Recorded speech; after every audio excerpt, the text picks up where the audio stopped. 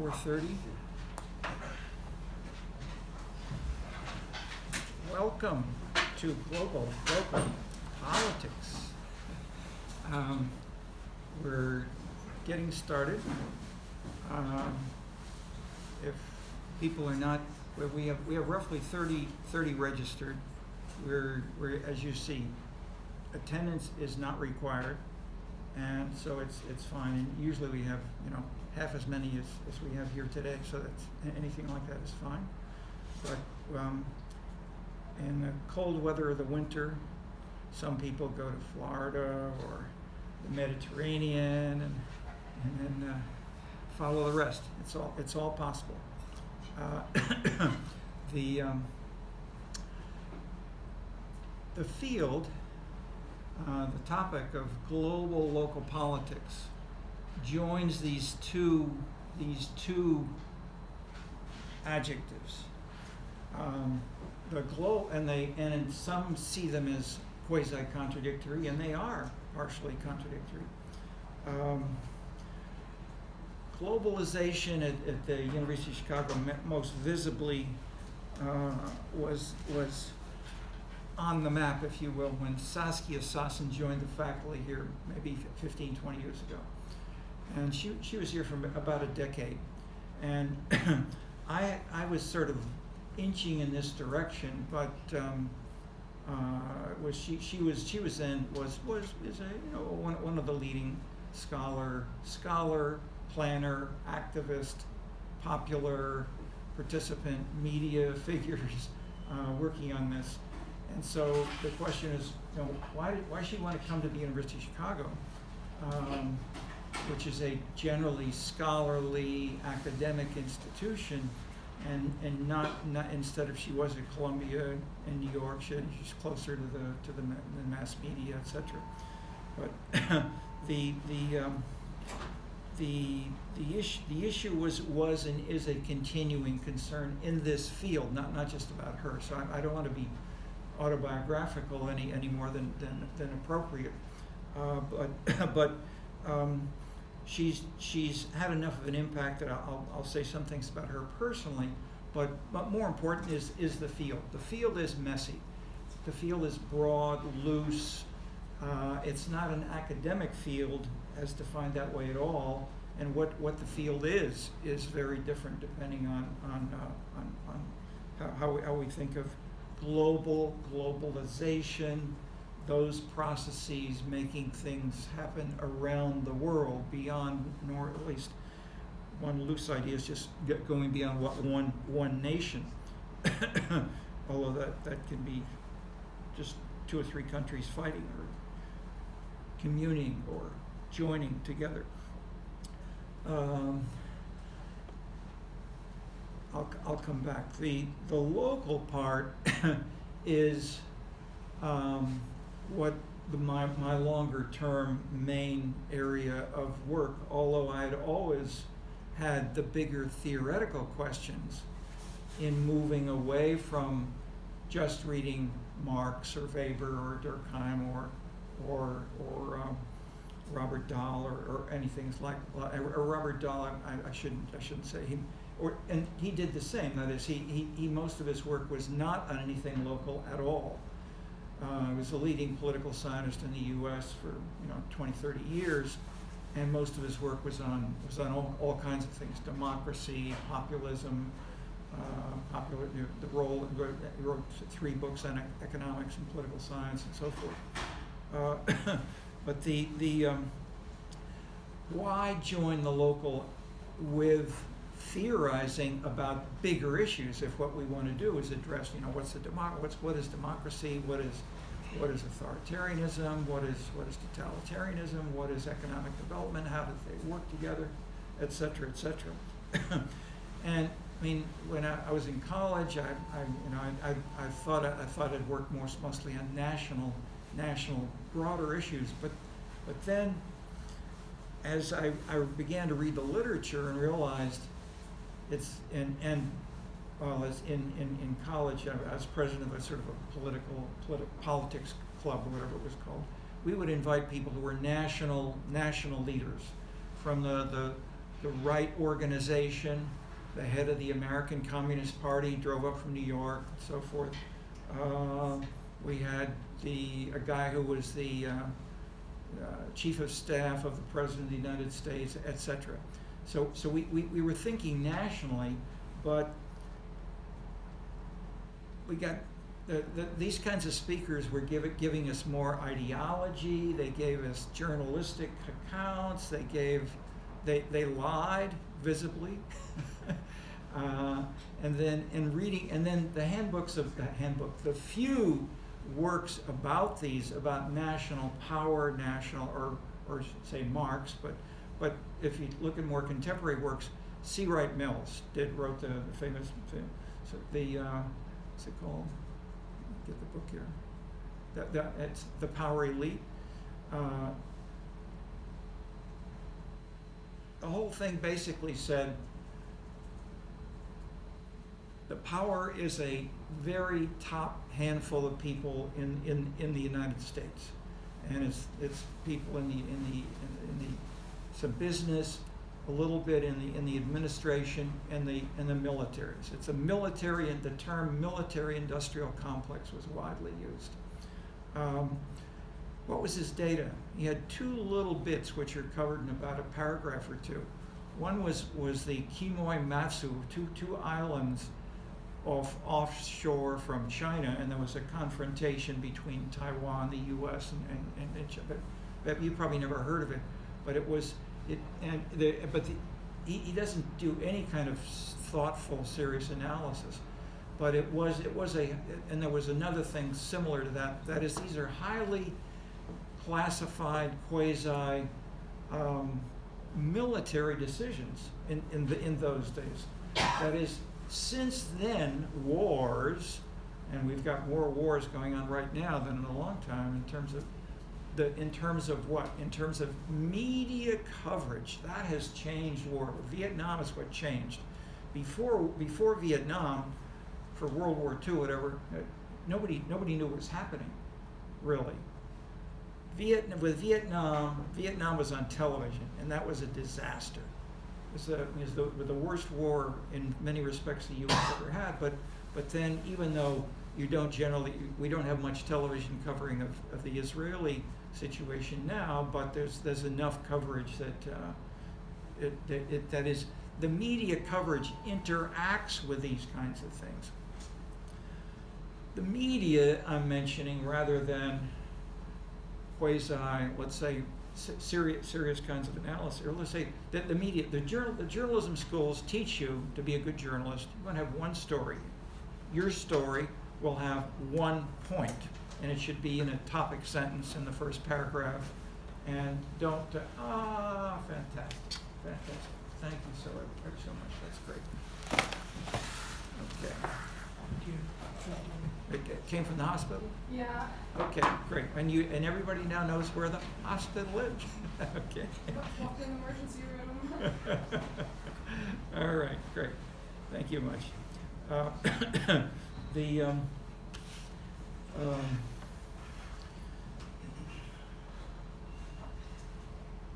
National, local theories, testing, lying, evidence.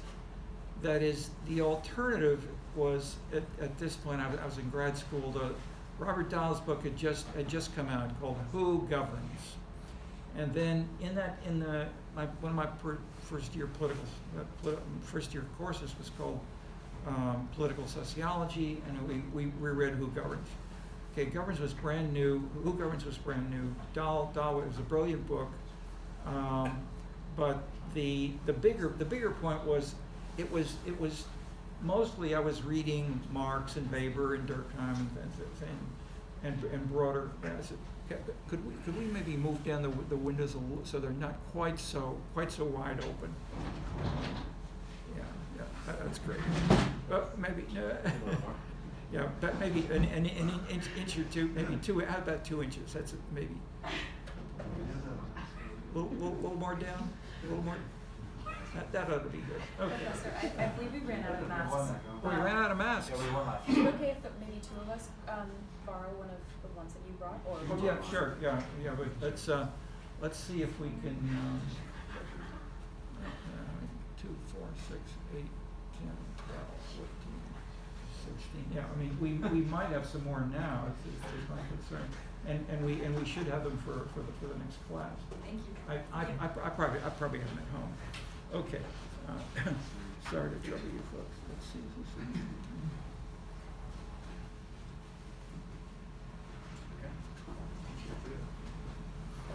Okay.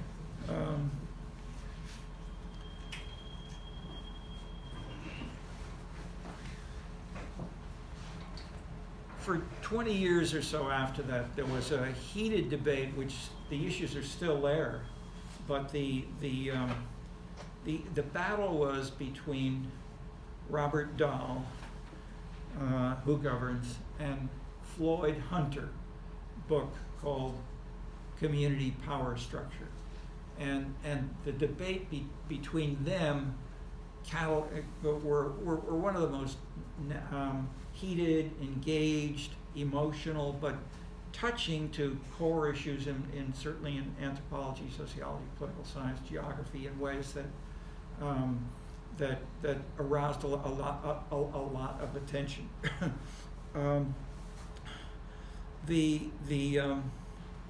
It also became clear that you could do these kinds of things. You can study power, influence, resources, these things more accessibly if they're smaller and they're nearby, instead of going to Washington. Or if you want to compare, and as Durkheim said, science begins with comparison. Unless we only want to study, and many journalists, many social scientists only talk about one case, the U.S., and that's the world. And if you want to do science, you've got to compare. So if you try to compare countries around the world, then for sure you have a hard time getting clear, reasonable data. Not to say lots of stuff is data which are fudged and so forth. So studying things locally and being able to be, as I've learned later on, realize instead of studying dinosaurs, we can study mosquitoes. Any scientist will study mosquitoes, even if you may not have the sense of empathy for either of these two directly. Okay, is that a disadvantage? Yes. What can you do to handle that? Read biographies, write biographies of individuals. So Who Governs, the book Who Governs, is a study of New Haven. There's a lot about the mayor, and the mayor was a very important figure, and the fact that it was one person and he just happened to be the mayor is an important part of the story. And so I would say you'll see me presenting some of these biases, if you will, to use that as an anthropological term, not a tolerance question. Multi-methods. Every method has its limitations and its strengths, and instead of putting all of our marbles in quantitative international work, or one biography, or one city or two cities or something like that, try out multiple ways of doing things, even within, if you're not sure how to do something. I mean, read the literature, read the journalistic stuff, go and visit a place like it, talk to your friends, do some early interviews, write a questionnaire, pre-test the questionnaire, and talk to people who are doing it. Then all of these, I mean, and I've repeatedly done this especially if you go to a new country, a new topic. You don't know what's going on. You got to start, and so I'd say immerse yourself in everything you can find, and ask the nearby experts about what, how can you learn about it. All right. Saskia Sassen arrived here. We hear these things being discussed about globalization as if it's almost dropping from the clouds. That is, it's very, in her analysis, but in many of the literature commenting on these issues, was very top down. It wasn't, okay, so how does this connect with people, individuals, nations, et cetera? It's not just Wall Street investors who are somehow creating a transformation in the world. Even if you talk about, as Max Weber did, about the spirit of capitalism, yes, that's a concept we can try to invoke and look into it, and for sure many people have. But where and how these things work and how we can study them deserves explicit attention and concern. And if nothing, well, the course we just finished this fall, which I called urban policy analysis. We have a long section on community power structure, and this has still generated the best ideas about power in families, organizations, corporations, internationally. IR, I mean, IR has loose and messy concepts of all sorts of things like power domination, these kinds of things. These terms are used in the IR, the international relations field, in very sloppy ways, whereas that is, these concepts have been sharpened with lots of people working hard for decades around, especially Dahl and his students, and then others reacting against it, and then other people going beyond it. Okay, so but get to a simple bottom line here is, the global is out there, but at the same time, if we want to see how it works, we can look at things locally and then go back and forth between maybe the state, the nation, and the rest of the world, and then how these things connect back and forth. One, that the phenomena are interconnected. One. Two, more important as well in terms of building a coherent analysis, is there's a lot more solid analysis we can build on about cities. And so the way the syllabus is organized is in terms of strong literature, which we can look at on political parties, civic groups, new social movements, et cetera, or markets, where we have massive amounts of literature which people have worked on, and we can then choose where and how we can try to join them together in ways that make sense, and learn from each other, from these fields, subfields, etc. Okay, so if you will, that's the rationale for the distinctiveness of the course. But let me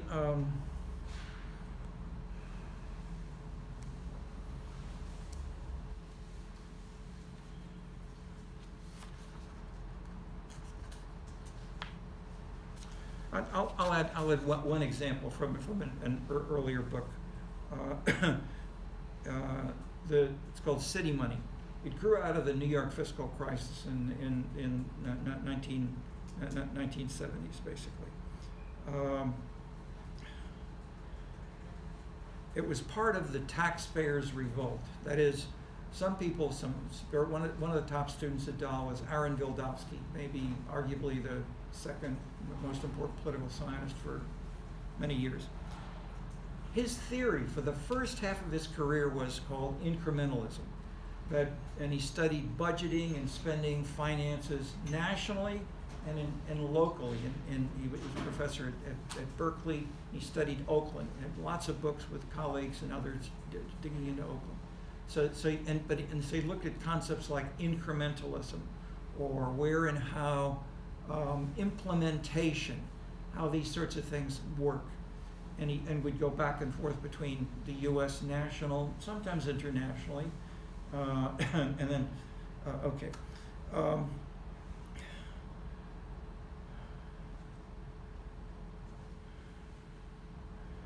With Proposition 13 in California, where there was what was Proposition 13? We have a very talented Californian here, maybe more than one. Yeah, how many of you are from California? 1, 2, 3, 4. That's good. Okay. Who wants to tell us about Prop 13? Quickly, just in 2 sentences. Never heard about it? Okay, so no, but that's even more interesting. If you're Californians and you don't know about Prop 13. Okay. Gotcha. You want to say a word? If I'm not mistaken, it was in 1978. It basically made it exceedingly difficult to raise the property tax in California, so that it's a big part of why the state looks, physically the way it does today, and also how its politics work. Okay. Yes. Just one more specific. The property taxes at the time were cut by half, approximately. Half the property tax, which funded schools, the University of California, all kinds of things were hugely cut. And so it was the beginning of the taxpayers' revolt, but it was not seen as, those terms were not used. People talked about in New York Times, just these kooks in California, they don't know what they're doing. How could they do this? A few years later, Michigan did the same thing. A few years later, it's also sometimes called Taxachusetts, did the same thing. And so the citizens of these states, then people began to try to talk about more generally how much do we have, are these kooky states, or maybe people are changing, that is lots of debate about what and why and how is this going on. One of the most widespread internationally was what happened 2 years later was the election of Ronald Reagan. And Margaret Thatcher became prime minister, roughly that time. Okay, internationally, often Reagan and Thatcher were seen as the parents of neoliberalism, and this was the taxpayers' revolt, which was destroying all the good things which we treasure and adore, like the Berkeley campus, etc. UCLA campus. With its swimming pool, the pools, the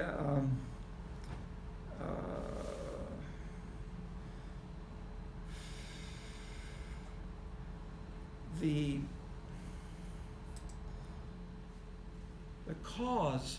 I don't want to go into too much detail, except to say, if we look at where and why we may have this massive revolution going on peacefully, relatively in most cases, the widespread view by many social science and historians and journalists was the taxpayers' revolt was caused by Ronald Reagan and Margaret Thatcher, and this ushered in an era of neoliberalism that we live in globally, and that this is a sad phenomenon in the history of the world. Okay, I was spending a couple of summers in those years at the Brookings Institution. I was an intern at the Department of Housing and Urban Development, and I worked at the Urban Institute in 3 summers. And I was going to lots of conferences about these kinds of issues. And the great majority of the top people were close to saying yes, it's Reagan, and they really, most of the people in Washington especially, had no clue really of systematically how this was going, what was happening in cities. In particular, the question in terms of when New York basically could not pay its bills, and the banks refused to keep loaning more money. The mayor the mayor went to Washington and said, we'd like to please roughly $3 billion, and so that led to big debates. Should the national government fund New York City to pay for what it's doing, and so they went to groups like the U.S. Conference of Mayors. I was then, it was called a senior policy advisor with the U.S. Conference of Mayors, and we had mayors talking about these issues. And so I don't want to go into any. I'm trying to keep it simple, but just to give a little bit of flavor. The mayors and the cities had very different views from each other and from the national policymakers. Did anybody have any data or any analysis of any other, how many other cities are about to go bankrupt? It didn't really go bankrupt, but something like that. And to my great surprise, nobody has anything. Department of the Treasury, the White House, the U.S. Census, there's nothing. So I worked with some very talented students. We did a paper which created the first urban fiscal strain indicators in the U.S. And we covered the I think we had the top 60 or 70, or not just top in size. They were a sample of the U.S. population.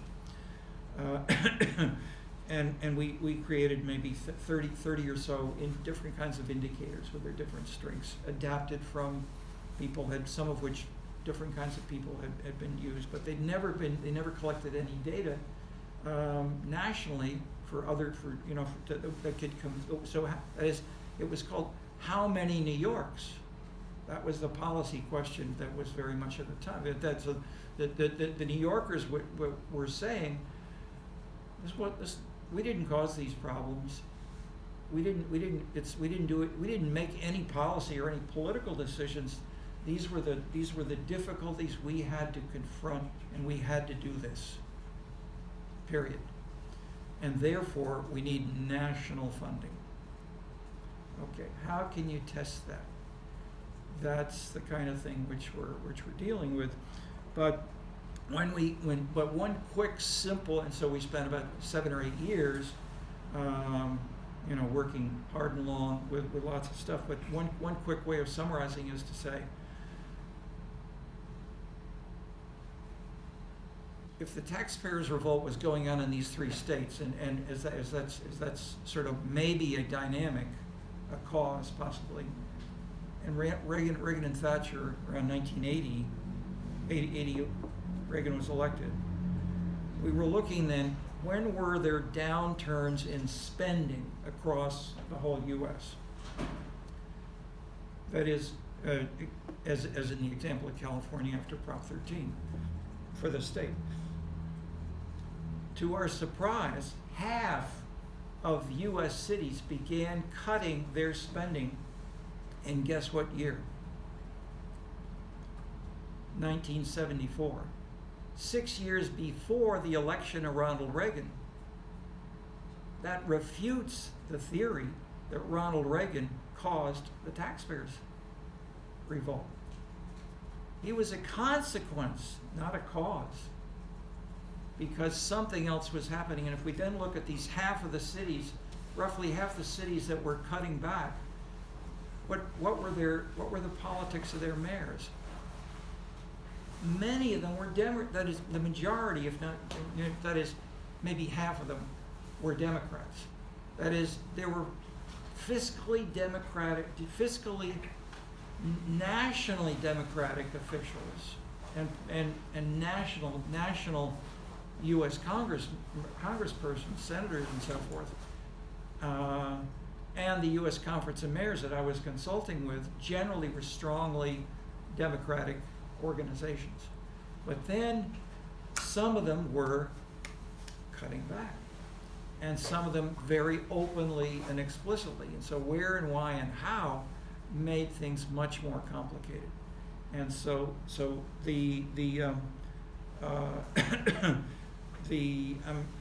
I'll leave it for that and simply say that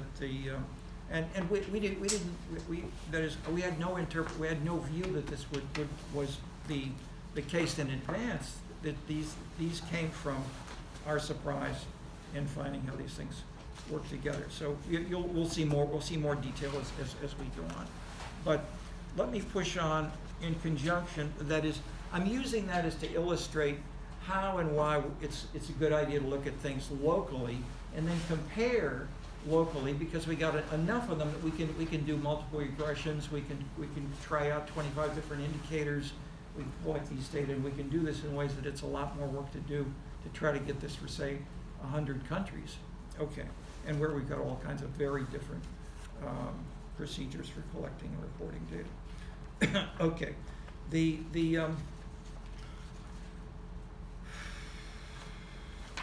let's mention briefly what is globalization. So I mentioned let me simply mention some crude, simple definitions and then elaborate a little bit. The reading on the list by Herm Boschken, Boschken, has one valuable contribution, which is basically to say there are many different dimensions, and he elaborates 7 or 8. I would say it's even too narrow, but for various purposes we can see one conception can be markets, debt, borrowing money internationally, what banks do, what governments can want, as well as individuals. Okay, so market and Wall Street can be one conception, and this connects directly. This is the main view connecting with Saskia Sassen. Second could be one focused on power, that political leaders may be fighting between the Chinese, the Israelis, Taiwan. All these things are going on with these days. These are quasi global issues, Ukraine, etc. Political leaders clearly, I won't say clearly, but I'm beginning to make another point. That is, the dynamics depend on how we define the phenomena. Markets tend to be much more investors, and people who are managing money, etc. A third kind of conception after second is political leadership, and this could be, say, Ronald Reagan or Margaret Thatcher. The third kind of possible dynamic is human rights, and even the term has been used of the human rights regime has been used. That is, that human rights are so important that they should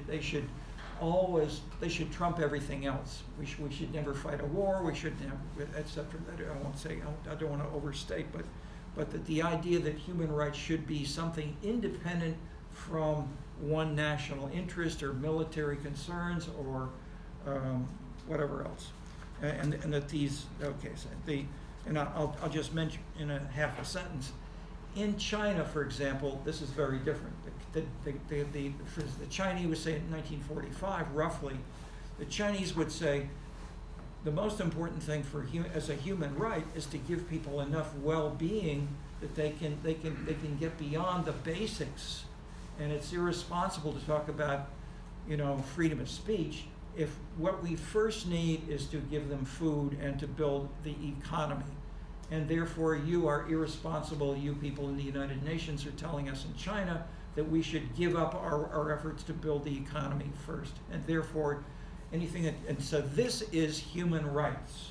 Okay, so that's a continuing debate. Another area, for example, is technology. Cell phones, these things go around all around the world. Don't those and people with the activities, the sales, the success of Apple, Dell, Microsoft, others, Google, etc. How much are these creating globalization? Another one is entertainment. I published a book called The City as an Entertainment Machine. How much do we have Hollywood films teaching people how to dress or how to walk in a way that is not too irresponsible, etc. What kind of hats are fashionable or not? What can you say, and how this has then changed over time? And which, okay, so entertainment and entertainment these days today includes working in an office. People at places like Google and Microsoft have very explicitly said, we want our people working with us to feel they're as comfortable as possible. They want to be paid 4 times as much as anybody else or whatever, but also have places to sleep, to have a gym right there, to have a, if they have to commute, we'll have a bus or something like that, or chauffeurs that will make things. So, if you will, the conceptualization here is that work and play are no longer entertainment or consumption and production are interpenetrating activities in ways that you can't just say the one is closed and totally separate from the other. But the point is, if we change these definitions of globalization, clearly we've got all kinds of different subsets of variables and processes, and I'll use the term dynamics. I'll often talk about dynamics, and I use that as a quick metaphor for sort of explaining, why, how does this happen, and why, and what can we try to at least ask the question, even if answering it may be very hard. But what we'll do through the course is to go through a series of dynamics, which are the best things that people have identified as to where and how they work, whether we're talking about new social movements or political parties or Tocqueville and democracy and participation, or the use of markets, or the diffusion of democratic cultures and institutions. Each of these things have very distinct subliteratures, and we've deliberately included some of them that are explicitly in conflict. So you can see that these are not easy things to ask and answer. And so the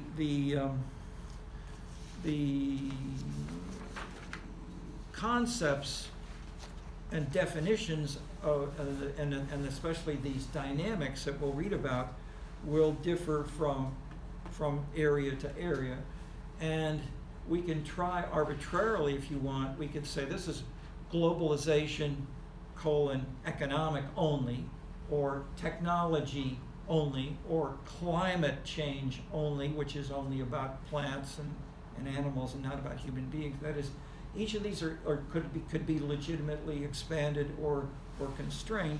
What we've tried to do is keep this within the sort of core of the social science division. That is, we don't go into engineering, physical, technology as to how you make. This is not a school of engineering, and UC doesn't have one, etc. So this is part of so I'm trying to frame it in terms of social science. My own background, training in sitting into workshops, teaching courses, you as students, typically, I'm used to working with students in the social science division traditionally, but in the last 20 years, I've had more and more who are coming from history, art history, music, all kinds of things, because I'll go on. In a sense, we've discovered the importance of the arts as interpenetrating the social sciences, and as we find, as I illustrate with the big tech folks, it's consumption. It's what people want. They want to. Sometimes some people like to have nice music playing in the background while they're working. Others say, "Oh no, you can't have any noise." Others want. They would. Okay. So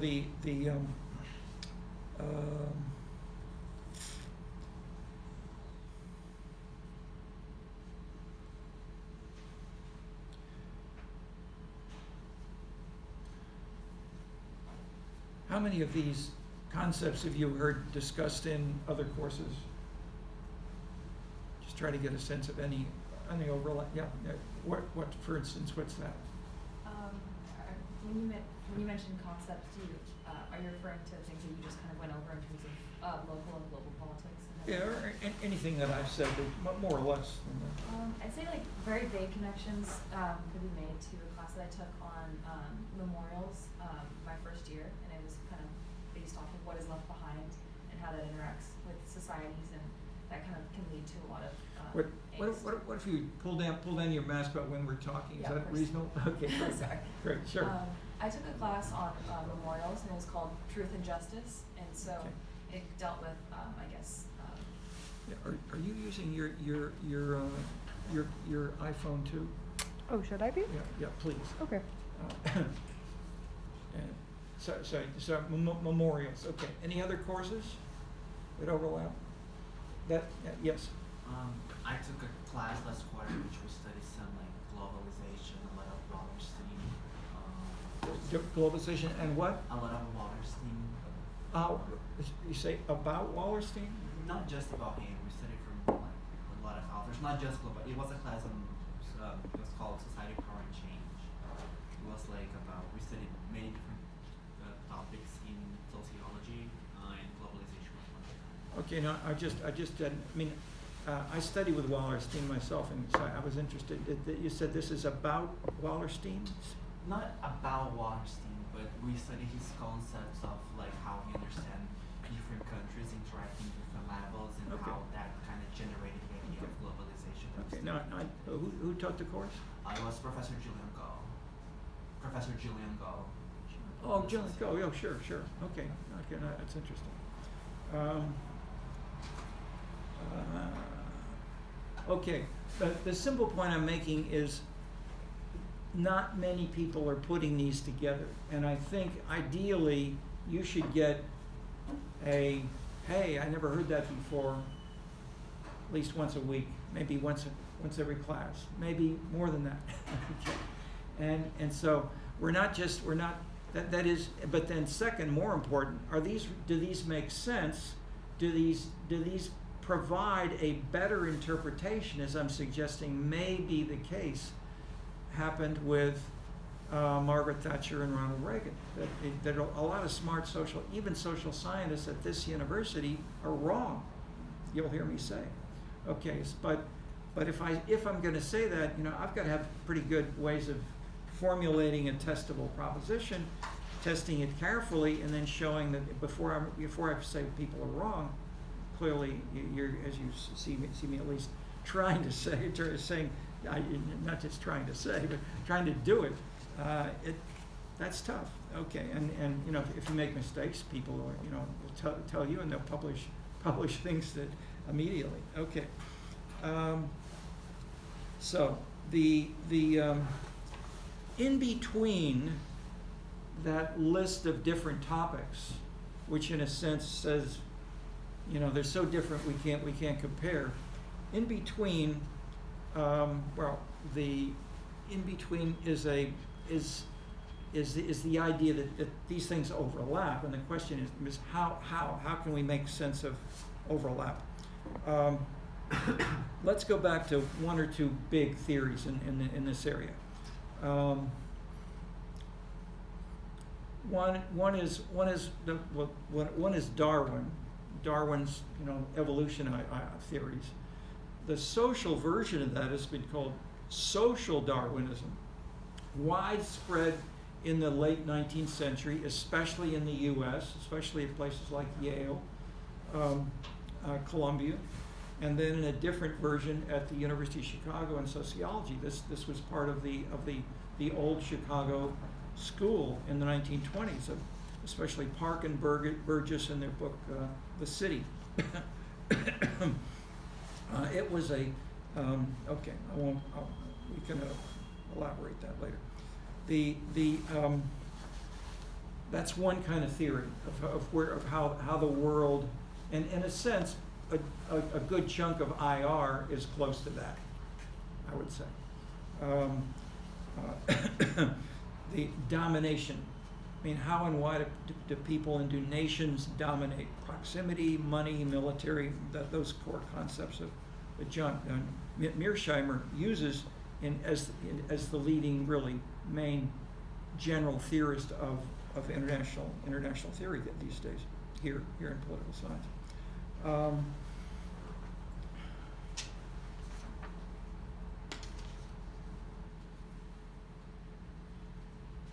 One kind of theory. Second kind of big theory, Marx.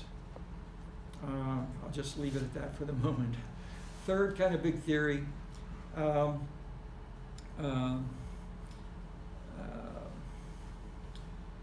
group theory, developed here in Chicago, especially for political scientists, focusing on interest groups, which can also be ethnic groups like the Irish, the Poles, the Jews, etc., and how they may work as actors in making policy.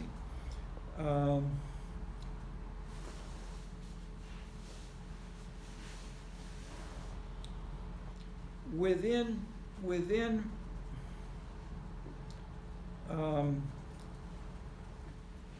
let me just to simplify.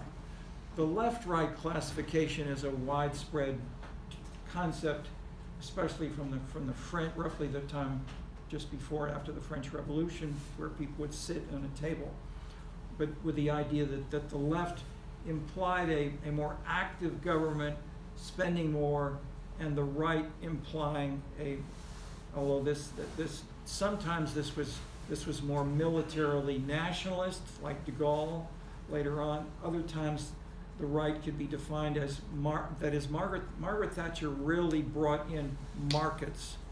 Before Margaret Thatcher, the Conservative Party stressed tradition, and in ways that were much more important, so that when Margaret Thatcher said, we don't just want to have tradition, we want to have markets which are closer to what Milton Friedman is talking about, Chicago style market analysis. And when Milton Friedman flew to talk to Margaret Thatcher in London, there was a big tabloid headline which said, Milton, England hath no need of thee. These kinds of labels and trying to relabel these things in ways that would bring along,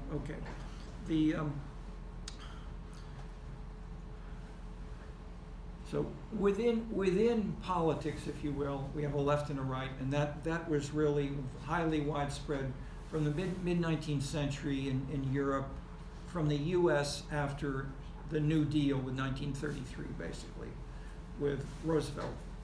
And so the left and the right had a pretty clear meaning for a certain period.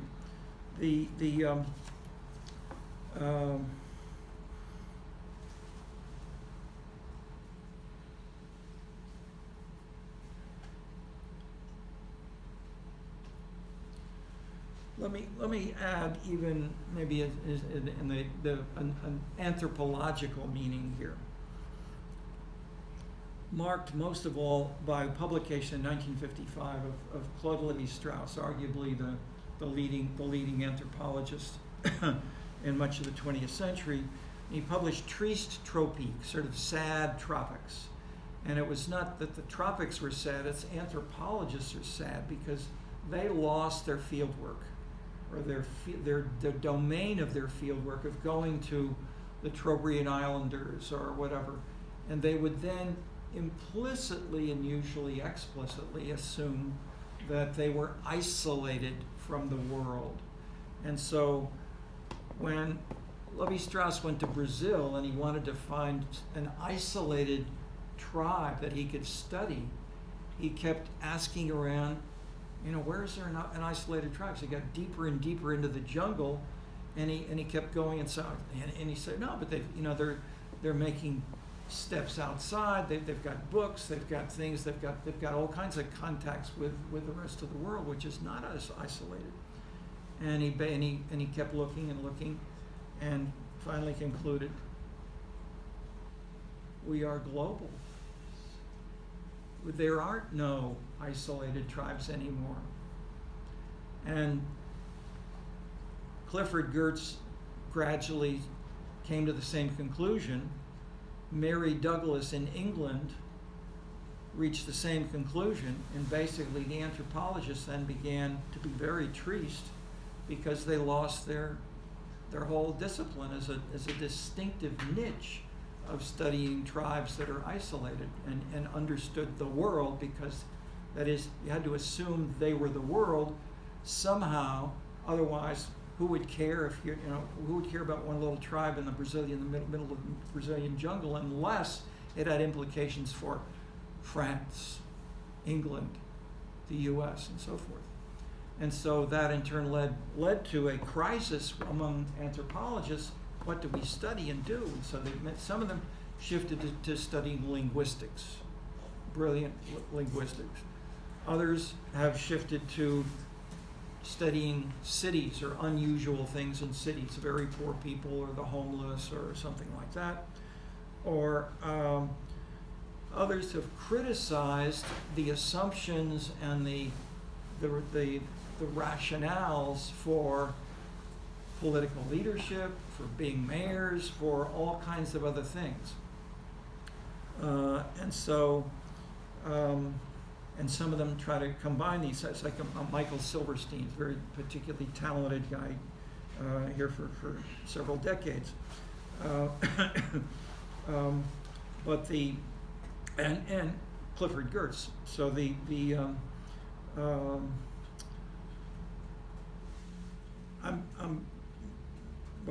me say not more on that. We potentially can, but let me just take another discipline.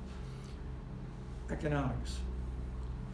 The market was economics for Milton Friedman, but in earlier years it was not. There were Marxists in this department in the 1930s and 40s. And others had a very different perspective.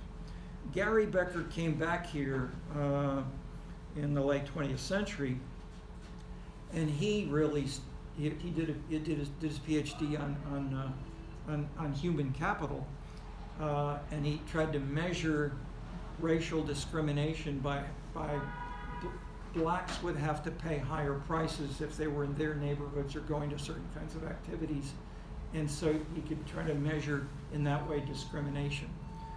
So he regularly broke the rules and just in choosing a topic and in modeling and analyzing and trying to make sense of it.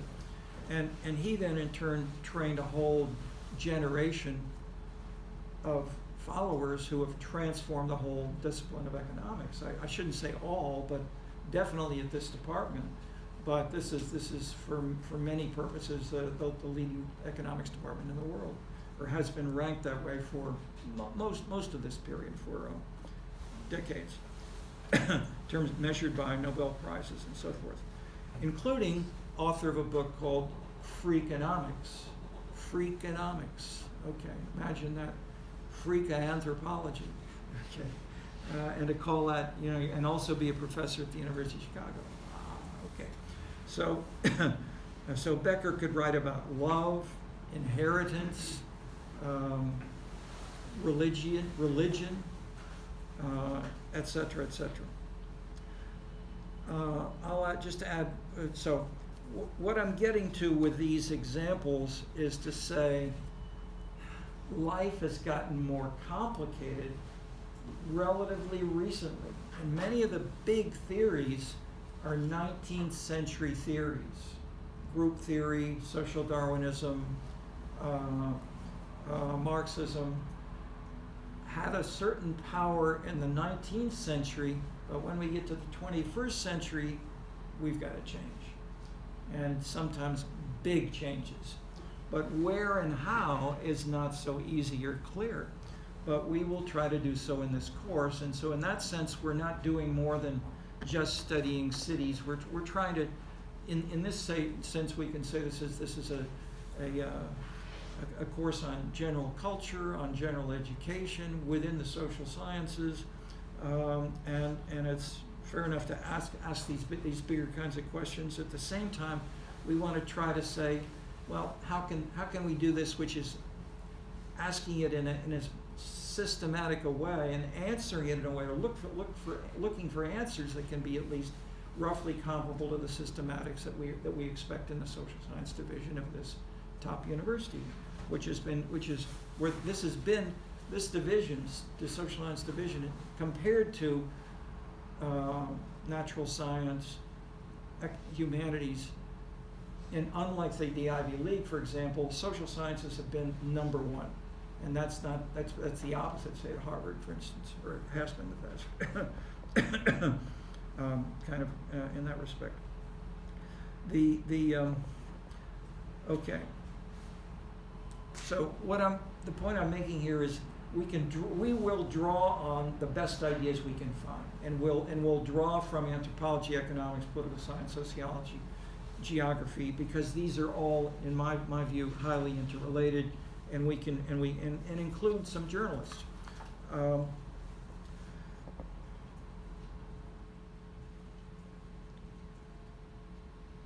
How to answer the question of how do we deal with the different definitions? And one answer is illustrated by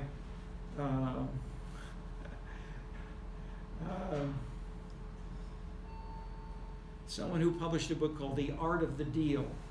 Who's that author? Anybody know?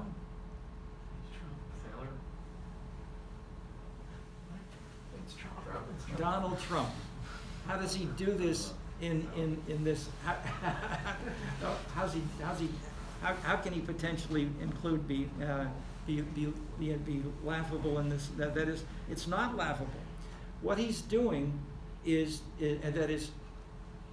many of the smartest political theorists in the Anglo-Saxon tradition, John Locke, Hobbes, Rousseau in France, they focused on contracts and where and how the contracts in those, and you could then build a whole theory of democracy or private property or how the economy fits together and so forth. This is the in a sense, the idea is to narrow the focus on something which you really want to stress, and in that way,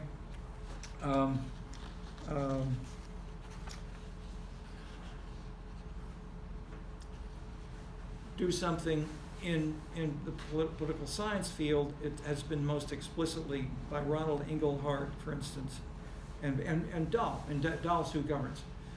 Dahl, that is the problem of Hunter in terms of Dahl's criticism was, if you talk about power is too vague and loose. That all power should be related, says Dahl, should be related to the particular issue area. That's the big concept I'm introducing here. Look at the issue area, which may be high tech, or it may be entertainment, or it may be Wall Street, that these issue areas have different kinds of logics. And it doesn't mean that you're necessarily in contradiction, but it simply says, look at where and how they're interconnected empirically. That is, how much does the economy affect politics? Instead of assuming or shouting that there is a military-industrial complex, how much is there an impact of the military on the other things, etc.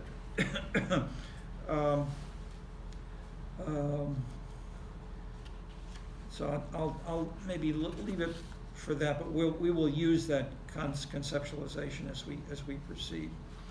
Well, what my link with the link with Trump is that Trump most visibly, and he was not the first, for sure. I'm pointing to Dahl, if you will, as maybe one of the best persons who has honed the concept of issue specificity like this.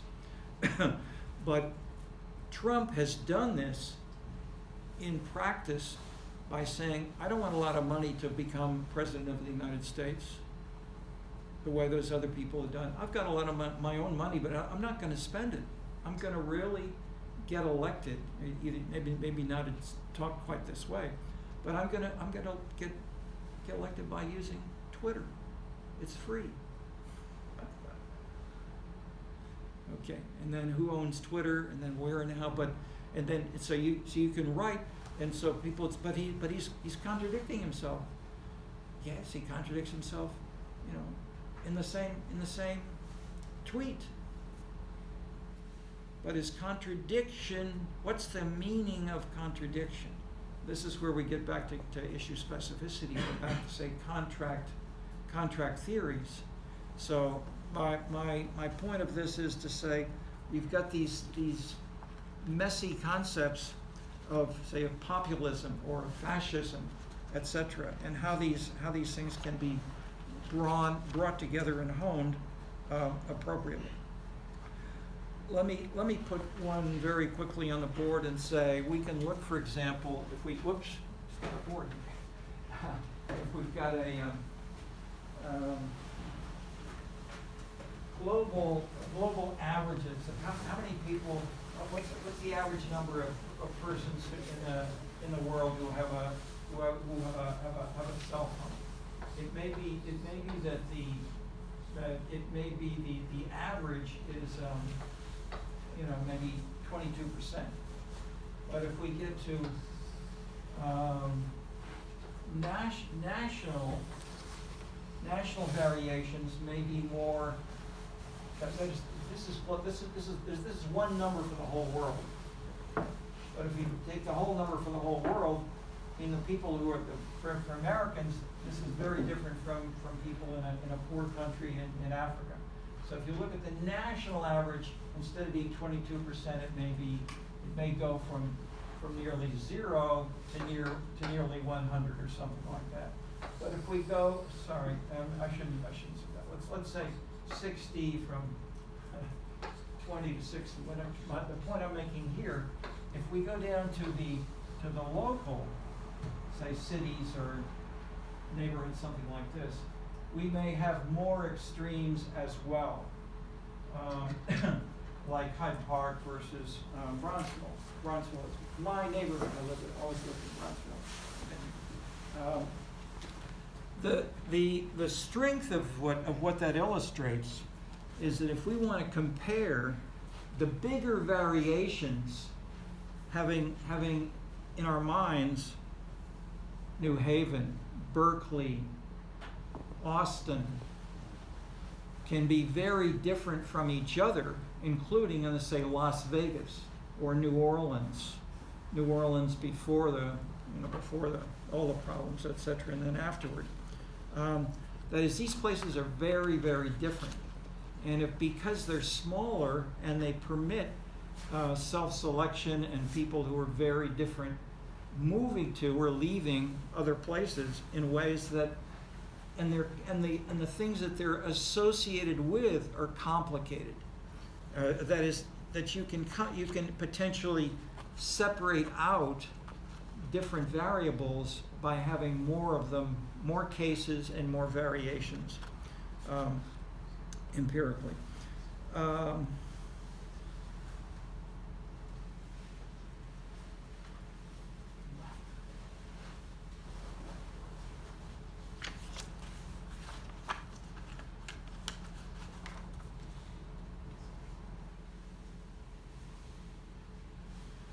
Related, I'm adding a couple of sort of big points that are connecting each other.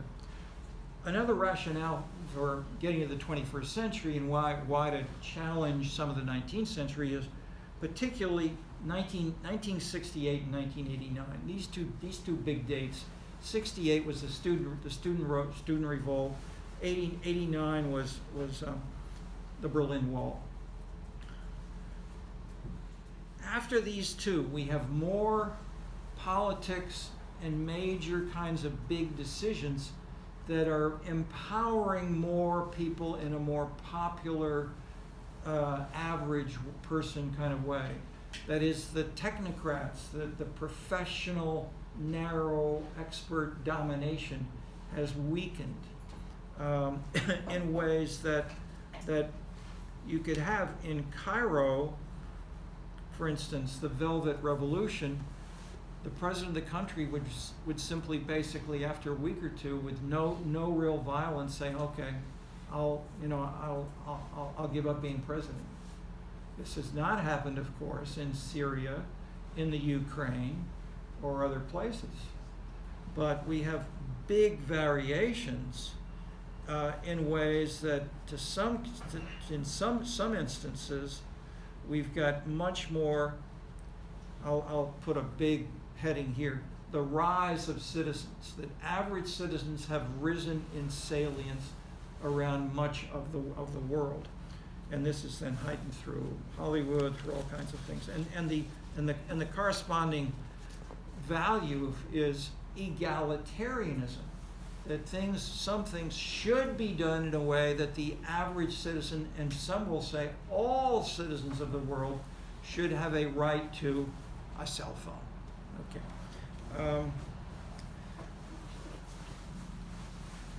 The two then big concepts. I won't. Well, yeah. I'll put this on. Multidimensionality and multi-causality. Multidimensionality is illustrated as I've been talking about globalization.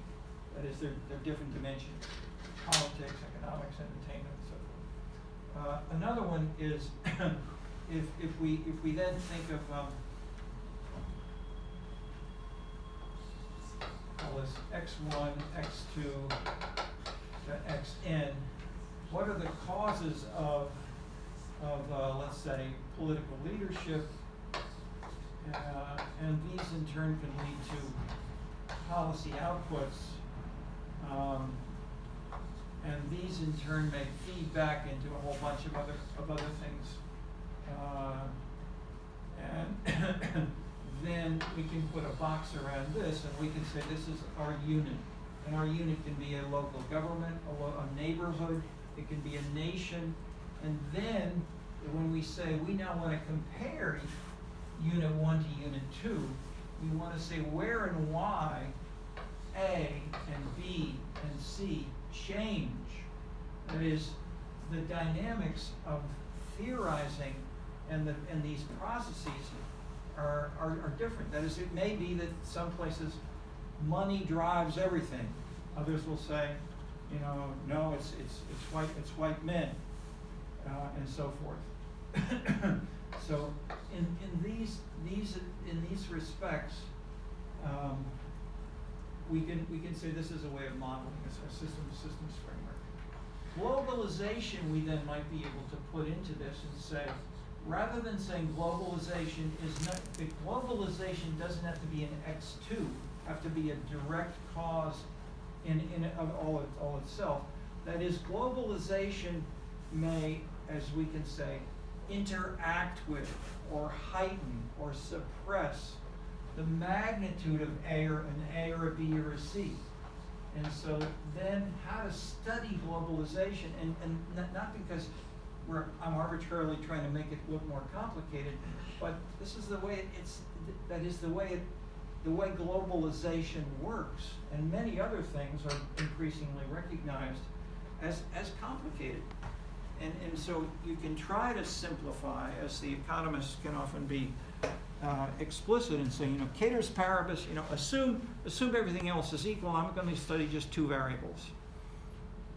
And economists are in the old I would say in the old days often would say that, and are comfortable doing that. But with Freakonomics, the author has even said, I don't want to be called an economist anymore. I want to be called a data analyst. Okay, that's even happening. But the point is, these things are complicated, and it makes sense to try to analyze where and how they do fit together, even if the normal dynamics fail. Okay.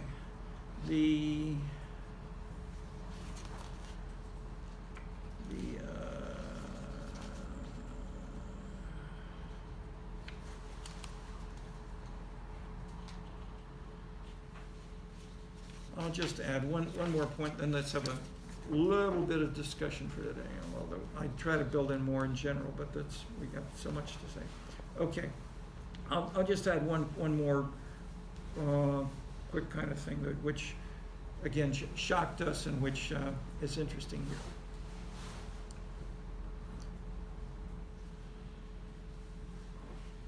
The arts. We were collecting data about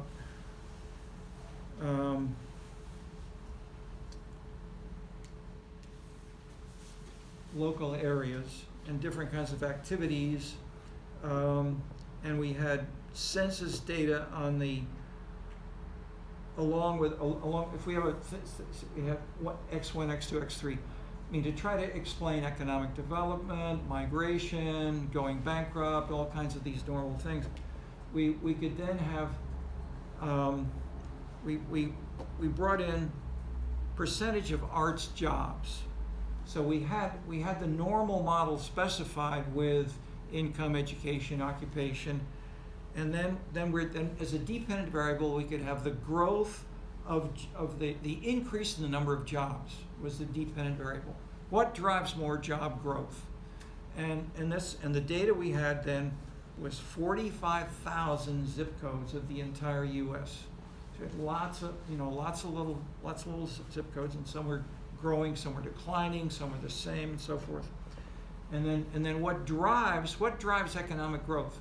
If you read the New York Times, the financial, the economics journals, etc., people talk about human capital, income, education, occupation, crime, climate. These are all classic kinds of things. We included all those. What was the most important variable in explaining job growth over recent years? The percentage of arts jobs. We thought we'd made a mistake. And then we started to study it a little more closely, and basically we'll see this in the course. There's a lot going on there, and there's almost nothing that 98% of the social scientists ever talk about. And if you ask the artists or people who are professors of arts or art history or music, they don't care. I won't say they don't care, but they don't frame it in a way that would be a testable hypothesis, in ways that would be social science, if you will. Okay. So where and how the arts work and interact with these other things have led me to write new books, explore new kinds of relationships, and that in turn is something which you'll also see that is the interpenetration of entertainment into politics, into technology, all kinds of other things. But let me stop here. We have time for a couple of questions and discussion, briefly. Reactions.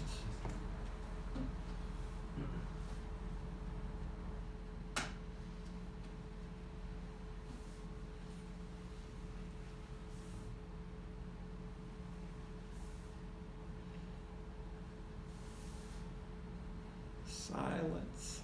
Okay.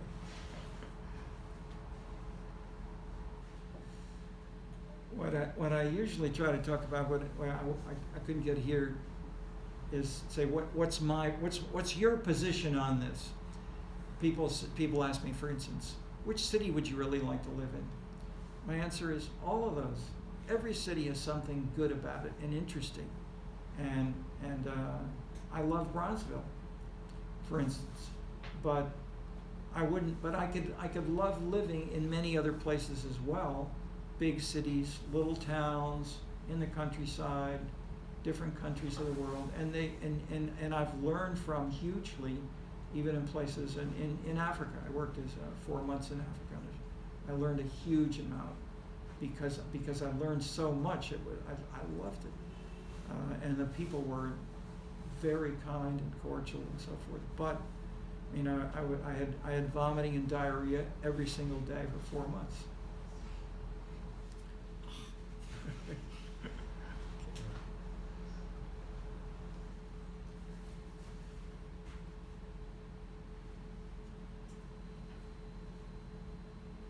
Other thoughts?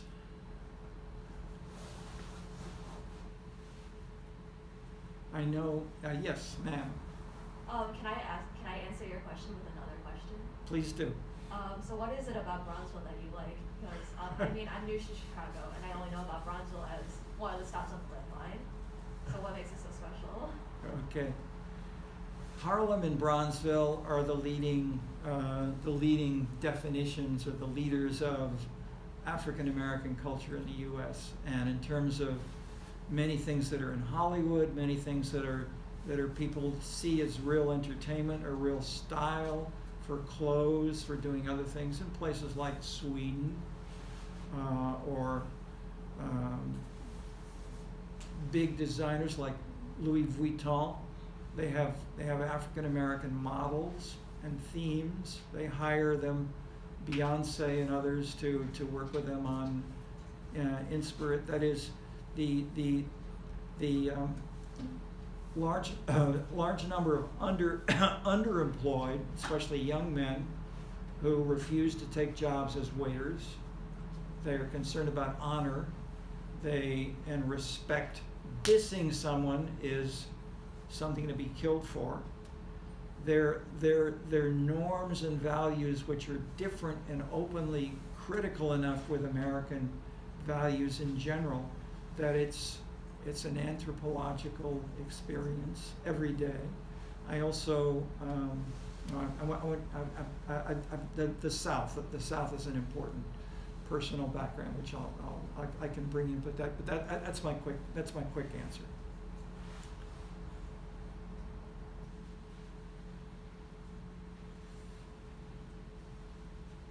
Yes, ma'am.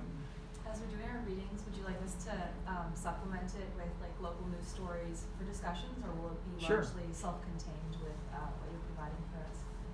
Well, whatever you want is fine. In terms of, I would say I encourage us to discover, explore overlaps and ways we can learn from, and then say how much this concept or might this event from the past help illuminate or interpret what's going on now. If we talk about a war or Ukraine, Russia, let me say, the three countries where I've worked the most and know the most about are really the U.S., France, and China. I lived in Paris for a number of years. I was a student. I taught at the Sorbonne twice. And now China in the last 20 years, the Chinese have really seriously embraced. We had about 90 students here, visitors, faculty, people, and China's one of the biggest countries in the world. In the sense, as I said, the 19th century theory is European. The past is Europe. The U.S. was the present in the 20th century. We get to the 21st century. Probably it's going to be Asia that's really much more important in many ways than but we'll see. It's not clear. And so where and why these things are happening makes, in that sense, I'm fascinated by China in the same way that Tocqueville was interested in America. The future for France is across the Atlantic.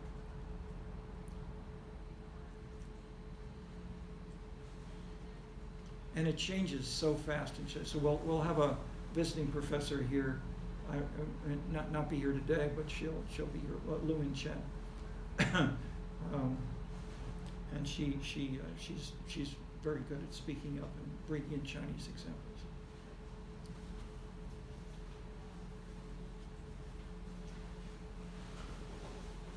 Two more minutes. Two more questions. Comments or questions of any sort. That is when. Yeah, go ahead. Can you talk a bit about the final paper? Yeah. Have you glanced at what's in the syllabus? Yeah, I was just Sure. wondering, like, if there were like past examples or like topics or just any specific. Yes, I mean there are many topics that are mentioned here in the syllabus. Look on Canvas online, and I think there's several papers that are there that you can immediately download.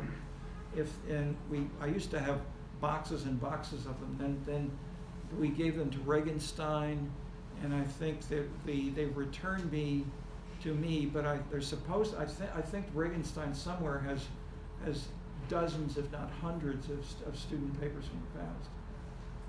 So yes. But most of all, you can do whatever you want. We want you. I just say whatever you want. We love to see you engage, but on the other hand, it needs to be broadly within the domain of the course. But as you see, I'm pretty broad gauged in saying what fits. If there's something which you can fit it to, and also be, say, a BA, an MA, another course paper, or have an interest three other people share. And you might do a paper together, that would be fine too. Kill two birds with one stone and whatever. And similarly, you can do that. Any kind of participation can improve your grade. That is, if you do more work and it shows and you've learned from it, and we can see you really, that's a damn good idea. Then yes. Yeah. Yes. Are we gonna get the chance to talk about the upcoming presidential election at all, or not really this class? Which president? The presidential election is coming up. Oh, in the U.S. Yeah. Sure. That is, yeah. That is. Let's try to connect it to the themes of the course, but I mean, but for sure. That is one sentence on that is, politics as well as the economy as well as the content of anthropology have become much more complicated. Most of all, say if you want to be president or if you want to be mayor or if you want to form a new civic group on campus. I mean, how to structure it has changed in ways, and so but rather than saying it's all noise or it's all random or it's each person is a unique head, our ideas are to try to find ways that we can say we've got places, we've got processes and dynamics that really had a sense that when we had a strong Marxist domination, that this is the way that it worked, and in that way, in a Marxist society, this is the way that this happened, and where now it was done. With the New Deal breaking up in the U.S., it's more complicated. Okay, so yes is the quick answer. Thank you, folks. Office hours are normally Monday, but if there are people who want to talk about something, please feel free to. We can talk right now. Thank you very much.